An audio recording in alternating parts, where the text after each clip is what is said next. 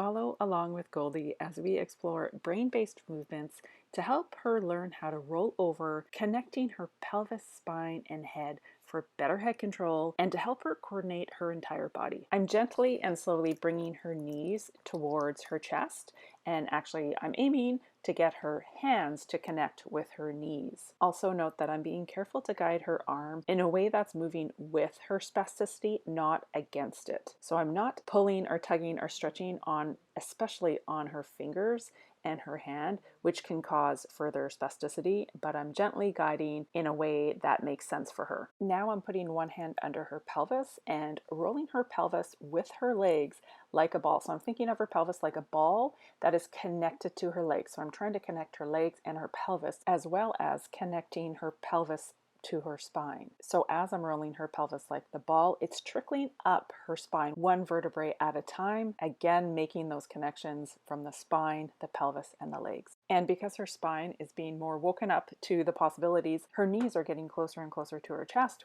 which makes it easier for her hand to reach her knees. I'm also thinking of swiveling her pelvis from the left to the right, not just up and down. And here I'm moving with her movements, so she kicks her legs out straight, and I'm not trying to stop it. I go with it, and then her knees immediately soften, and we can go back to one knee to the chest. And one knee to the chest means the pelvis should swivel in that direction, as well as all of the vertebrae should be able to swivel in that direction too. And I'm just using my hands to gently remind and connect all those parts until I get distracted by that left foot, and I'm just using my own leg for her to bear weight through her left foot and feel how it connects to her knee, into her pelvis, into her spine. These are connections that are so important for all of the milestones, including rolling over, crawling, and walking. Your brain needs to know where all of these parts are connected. Now I'm going to fast forward through this part of when I give her a little break from bringing her hands to her knees, because we just gave her brain an incredible amount of information, and it's better to explore a little bit of variation and give her a break.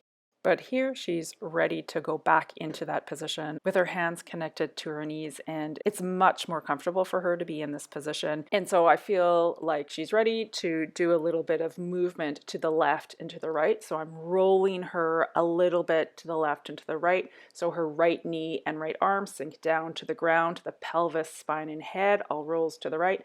And then I bring her over to the left knee and hand sink down to the ground and rolls the pelvis, spine, and head to the left. So we're giving her brain the experience of having her legs connected to her pelvis, connected to her spine, connected to her head, connected to her shoulders, connected to her arms. The experience of having a well-coordinated movement. What does that feel like internally?